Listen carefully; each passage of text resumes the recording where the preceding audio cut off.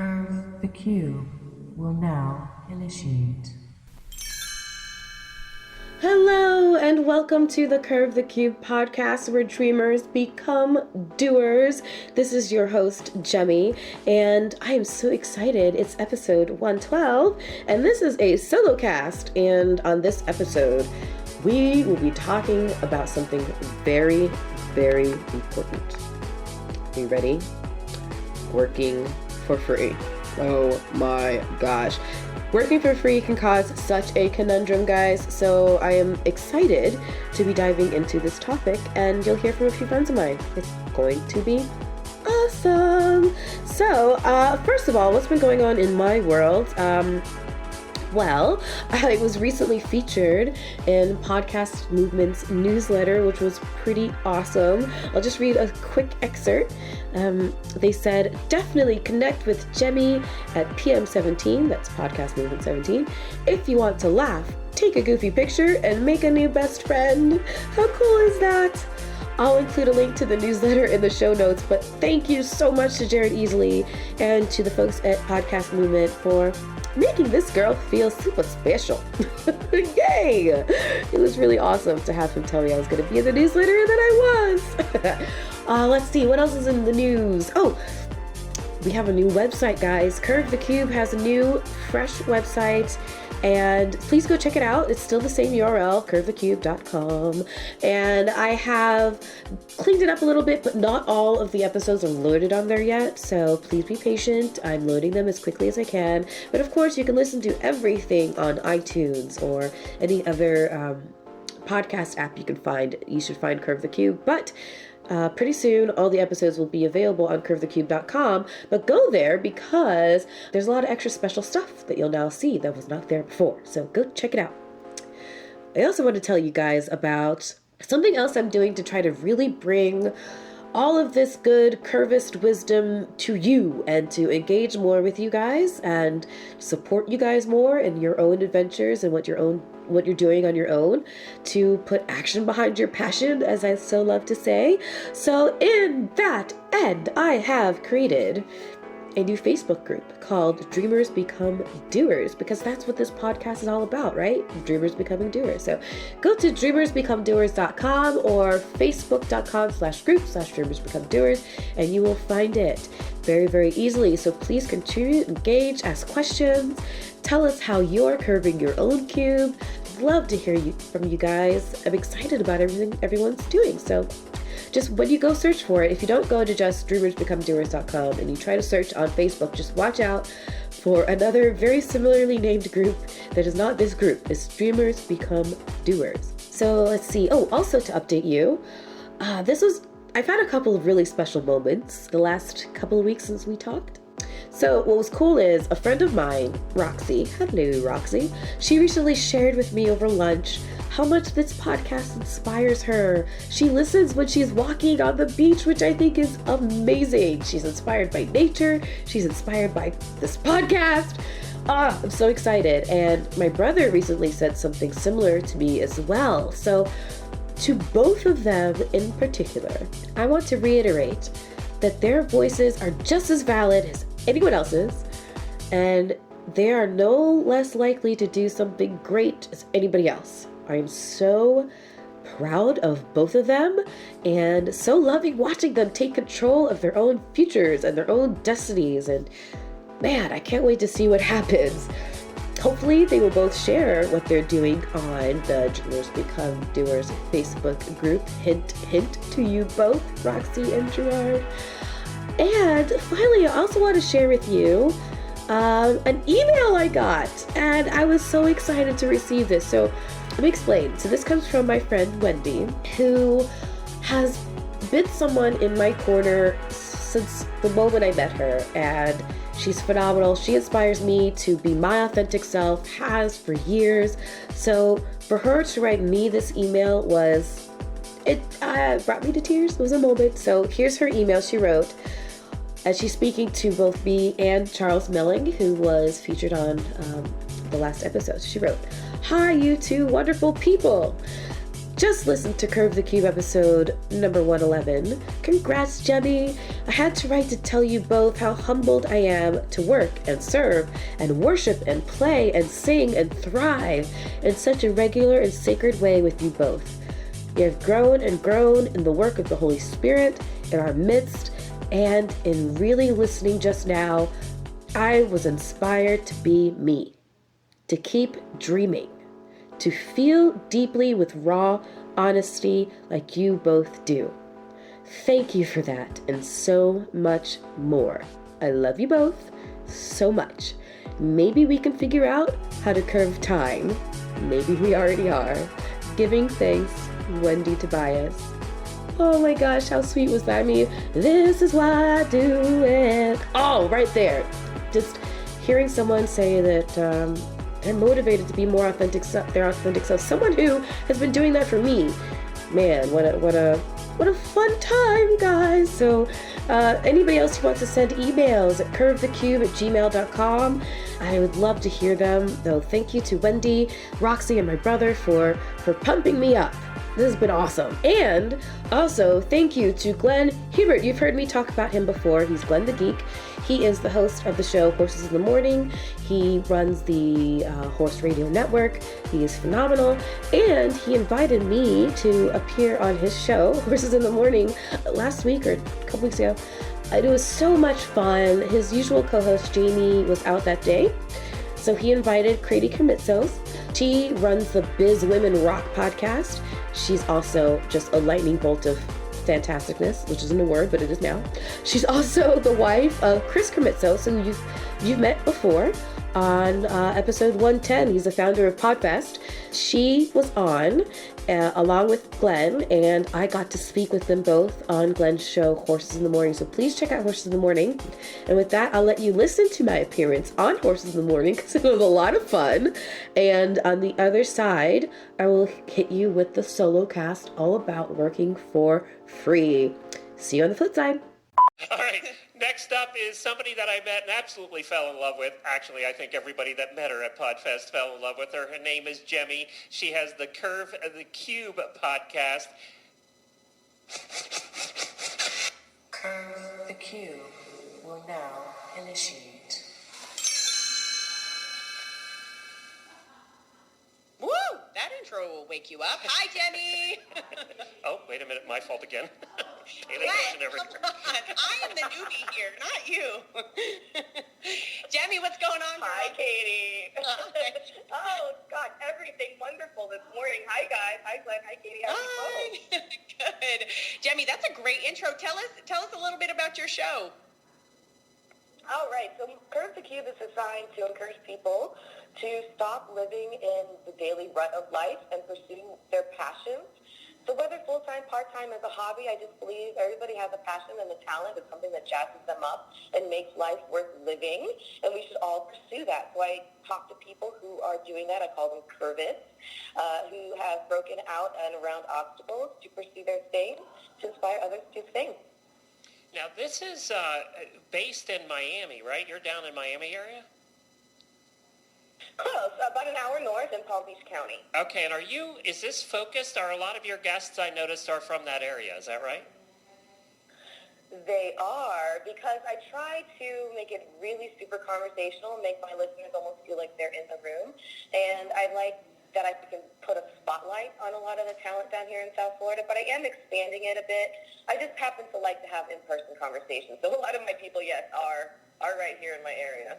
You know, I think that's great, actually, because I think one of the things we learned at Podfest is that local, I think, is where, the most, that podcasts are going to do very well in the future that are local, sort of like the one Helena does, that Newport show about Newport, Rhode Island. And I also think they're going to be the most profitable because they have more opportunities for local sponsors. And those sometimes are easier to get. So I don't know. I think local is going to be a place where that people want to look to in the future. Hey, you said it, Glenn, so let's bring the profits more my way. Let's keep it local. We're going to help you with that, Jemmy. We're going to help you with that part. Now, so what has been your most interesting interview that you've had on the show that either one was just blew you away or threw you for a curve, or what would you answer that? Oh my gosh! When I get asked this question, I have every time I get asked this question, the answer is different because something else new pops in my head. But I have to say, probably the most interesting, by far, was actually a Vox Pop episode I did. I think it was number 104 maybe, where I went on the street and interviewed people who were protesting, and I wanted to find out how the political scene was impacting their American dream, and kind of took my general concept of the show on a larger scale umbrella level, and it was a really impactful episode. A lot of people still comment to me about that one. Wow, that's a cool idea. Now and that's a lot of the incorporation that you can do locally too. If you have that, is like get out on the street, go start talking to people. That's one thing that a lot of podcasters forget, is that get out of your studio, go talk to people live. If you're at a trade show, if you're at, somewhere else, just get this noise in the background and start getting people talking. Did you have a good reception from the people that you were interviewing, or were they sort of like surprised by you because you didn't have like major media cameras around you? Well, I was kind of surprised by Jemmy when I met her first too. So I mean, it's... She's a little bit of an awesome tornado coming at you. And I have to apologize because Katie is one of the people who had to deal with my hyperventilating state after I spoke with you, Glenn. I totally ran into her in the bathroom and just like, Katie, I just talked to Glenn. Oh my gosh, and I had a complete meltdown. So thank you, Katie, for being here. I ran up. I was like, oh my God, are you okay? Do you need oxygen? Like, what's going on? I really was concerned for your health. Most people have that reaction, but for a totally different reason, Jemmy. It's So that was probably the second most entertaining and interesting episode to me, was just because it was pivotal to talk to so many greats in the industry like you. It was awesome. Now you have another business too, right? You actually have is it a social media business? Well, it's digital marketing, so I help build websites and run social media campaigns and just generally build up someone's online reputation and presence. And I'm now laser focusing that on podcasting in kind of two ways. I think podcasting can be great for people to get extra content of their own out there. And I also think that, if I can use my marketing skills to help more podcasts grow and become more known, that's better for all of us. Very good. Well, you can find Jemmy at curvethecube.com. That's curvethecube.com is where you'll find all the information. And now it's time for you to answer the horsey question by a non-horse person. Are you ready? Can I tell you, Yes? Glenn, I'm so jealous I didn't get Steve's question because my answer would have totally been the best rack is one full of wine. That's pretty good, actually. God. That's pretty good. I like that answer.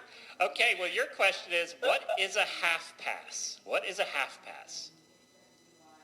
A half pass is when someone says they're buying you a ticket to the movie, but really they just want you to come with them and expect you to buy the other ticket. So that's a half pass, and then there's a horse involved somewhere. I don't know. Sounds like she's had that date a few times. Maybe not. Bye, Jemmy. We'll talk soon. Bye, Jemmy. Thanks, guys. Bye. She is a trip. Oh, my God. There is nobody at Podfest that had more energy than her. Seriously. I mean, just like this bolt of lightning in the room. She made you and I look like we were sleeping the whole time. I mean, And I like to consider myself a little bit full of energy, and that girl just whoosh. She really did accost you in the bathroom after she did. No joke. I really was like, oh my God, are you okay? Because she was hyperventilating. She's not over-exaggerating. And I was like, are you okay? Oh my God, I just talked to Glenn. And I was like, oh, it's going to be one of those conversations. Never mind, I'm out of here. I don't want to talk about him again. I mean, he usually takes women's breath away, but not like this. They're usually throwing up in the bathroom. All right. Hey guys, so how much fun was that appearance on Horses in the Morning? I had a lot of fun doing it, and thank you again so much to Glenn and Katie for having me. But so, here goes the SOLOCAST. All right. Oh my gosh, we're talking about working for free. So listen, up front, I don't have all the answers. But I would really love people's thoughts on this topic in particular.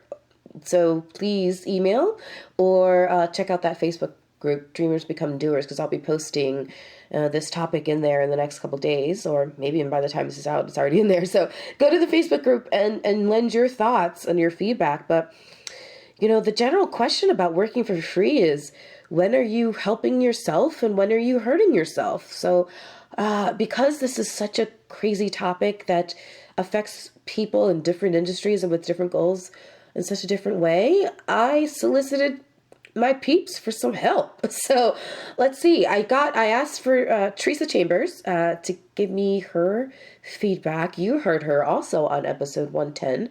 She went with me to PodFest. She is a marketing strategist and fellow podcaster. You can follow her on Twitter and Instagram at Muse with Me. And she also has a podcast called The Business of Style. So check that out. But here's what she said.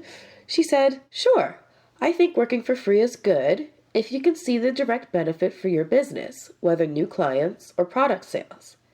Keep your target market in mind, get concrete commitments on the exact actions the other person will take in order to bring you paid business, and have a time frame within which to expect the return.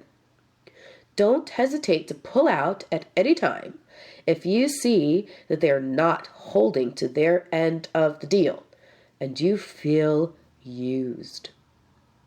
Great thoughts, Teresa. Yes, so true. I had a super false opportunity dangled in front of me a couple of years ago. Without getting into too many details, I started doing a lot of pro bono work for a team out of the kindness of my heart. I really wanted to see them succeed because I believed in their brand and what they had built up for years. I didn't want it to go away.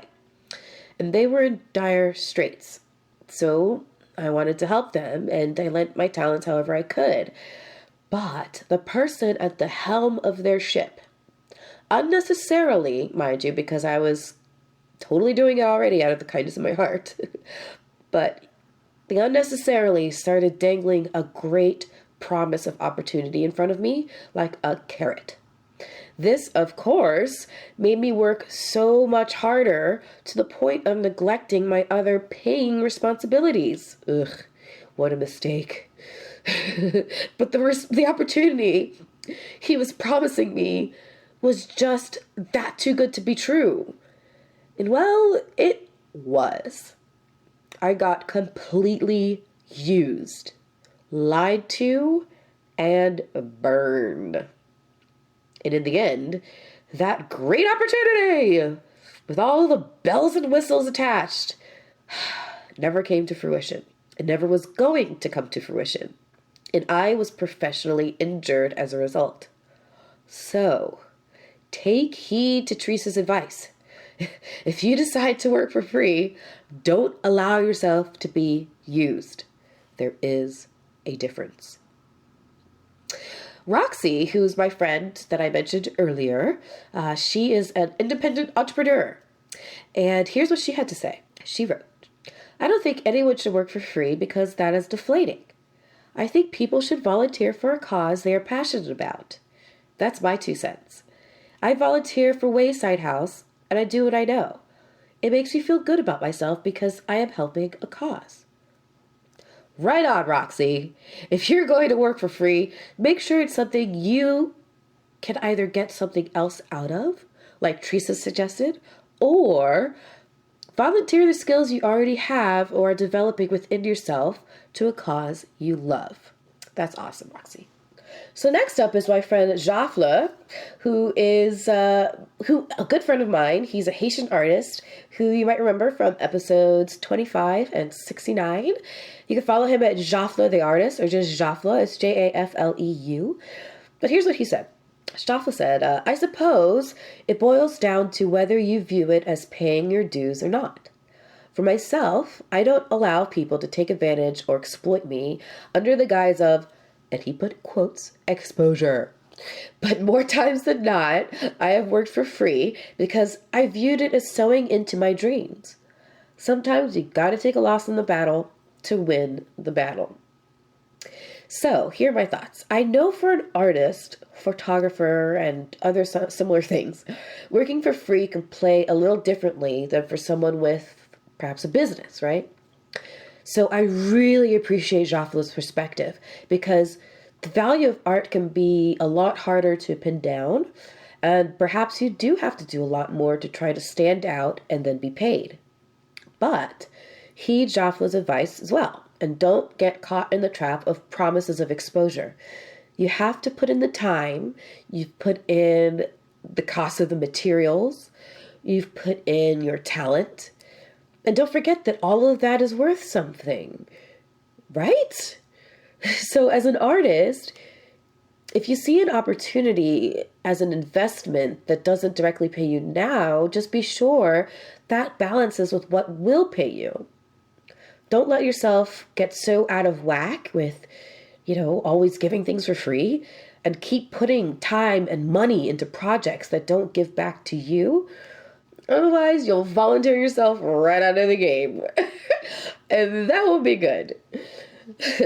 So another artist, similarly, she's a photographer, fantastic photographer. Her name is Estelle DeShaka, and you can follow her at Estelle DeShaka. She's on episodes 21 and 83, so if you rewind back to those, like I said, not on the website right now, but on apps, blah, blah, blah, you'll find her, and she's fantastic, and she's so talented. I can't say enough about her, especially when she takes photographs of people. Something about them. She's just super talented. But anyways, I digress. Here's what she said. Personally, I think you should pick and choose the jobs you take for free, even when you're first starting. Even from the get-go, you can tell what projects will be time-consuming, and your time is money. But when you take on a free, good project, it will open up doors to many paid projects. Man, I think that pretty much buttons it up. So thank you so much, Estelle. Spot on. And finally, my brother Gerard, lawyer extraordinaire, you can follow at jgerardinc on Twitter. He sent me a voice message in response to this, so I'll let it speak for itself, and here we go. Okay, so in answer to your question for your podcast, I don't know if it's too late, but my answer is no. No, no, no. Should never do anything for free. I mean, this is just my general answer. I think that by doing things for free, you just end up playing yourself. And I've learned that the hard way. I think you and I have probably talked about this in the past. I think demanding, there's a nice way to go about it. You might even give, if you're starting out, you might even give a deep discount or something. But you've got to get people to recognize that you recognize your worth by demanding payment. Okay? I mean, it's a lose-lose if you don't get paid. I guess maybe there's certain circumstances for, in certain creative fields or whatever to do stuff for free, but I just don't see it. I mean, then you're basically just working as an intern for yourself. What's the point of that? Anyway, bye. Welcome to the learning curve. So once again, I want to be fully clear, guys. I don't know all the answers, which I can probably say about a lot of things in life, but I was so grateful for the feedback I got from my fellow curvists, which plays to another point. Curving your cube is a lot easier when it's not a solitary effort. So thank goodness for my network of supporters. You guys are so awesome! So, I suppose the bottom line on the conundrum of working for free is to do what feels and works for you, your goals, and the type of work you're doing. Firstly, watch out for the hounds. Those with false promises of exposure or dangling false carrots of opportunity. Recognize them may be a skill that develops over time, which means you may have to take some learning lesson lumps. But try to mitigate those by bouncing the opportunities off of trusted comrades who won't let you get used. Secondly, if you are going to work for free, be sure that it's something that helps you in return, builds your skills, portfolio, or network, or has a clear path to paid work. Or Do as Roxy suggested and put your skills toward a cause you love. Giving back is always a great way to not only do good in this world, which I love, but to also build up your body of work. So, mulling over this topic of whether or not to work for free also made me wonder about one more thing. Do you also need to take into account whether your working for free helps versus hurts your industry? Think about it. If you're willing to work for free, then why would they pay the next guy? Does it have a chilling effect on rates people can charge overall? I would say not necessarily.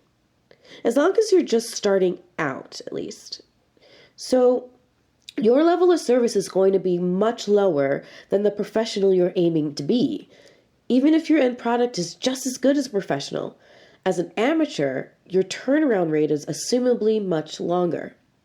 So, the person receiving your services is right to take either the end quality or the longer wait time, or both, into account, and is right to expect to be charged less than a professional.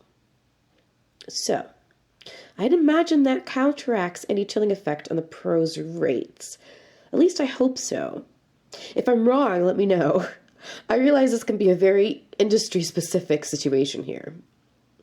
But just to be clear, in regards to what I said earlier about volunteering for a cause, this does not have to only be done by amateurs. If you are a highly skilled pro and want to give your services to a charity or cause, do it. These are entities that likely wouldn't be in a position to hire and pay someone anyway, so no chilling effect there, guys. And volunteering is such a lovely thing. So let's circle back. If, let's say, you're trying to break into a new industry, like I imagine most of you are, then you may need to build up a portfolio of work to, quote-unquote, earn your way to paid or higher paying jobs. That can make sense. Just be cautious about it. Keep your eyes open so you can recognize when you've crossed that threshold and your work warrants being paid, even if just a little. It's probably earlier than you imagine, guys. If you're working at an amateur level and you're not up to a professional level yet, then you shouldn't be charging what a professional would charge. But don't sell yourself short either. And remember, you're at least giving someone your time, and that's always valuable, right? Adjacently, I'd like to also add that we all need to get better at saying no. No. No. There should be no guilt when you turn down a project or job that isn't right for you, whether because it's not the kind of work you want, you don't have the time, or whatever. And that whatever can sometimes be simply because you can't afford to do the work for free, in whichever way you can afford it. So I'll end with a quote I ran across from Rachel Wolchin of thegoodvibe.co.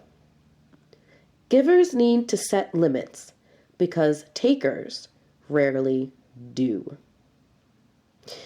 In the end, perhaps bartering is the solution. I don't know. So what do you think, guys? The idea of working for free is a debate and discussion with many perspectives, so please share your thoughts in the Facebook group, Dreamers Become Doers, by going to dreamersbecomedoers.com. Please send me your show feedback to curvethecube@gmail.com, and remember to visit Dreamers Become Doers on Facebook. I'm going to push that hard over the next few episodes, because I really want a lot of us to get engaged. I'll be posting about this topic there, and would love your input shared with all of us curvists. Speaking about working for free, well, it won't be for free. There'll be some bartering or something, or payment. We'll figure it out. But the point is, I'm looking for music beds. DJ John Hitta has done a great job supplying music beds on this podcast since its inception. But I'd like to offer the opportunity to others as well. So it's not going to be a false opportunity, I promise. I'm not promising only exposure. We'll work something out, I swear. And another note, the next Palm Beach Podcasters meetup group, if you're in the area, has been pushed back from March 31st to April 7th. So go to palmbeachpodcasters.com if you can make it and check out all the information. It's going to be held at Sunhouse Studio in Delray. Just a fantastic solution, fantastic location. So please go to palmbeachpodcasters.com. And remember to follow Curve the Cube on social media and to visit the new site at curvethecube.com, the place where dreamers become doers. Thanks for listening to episode 112. You have successfully curved the cube.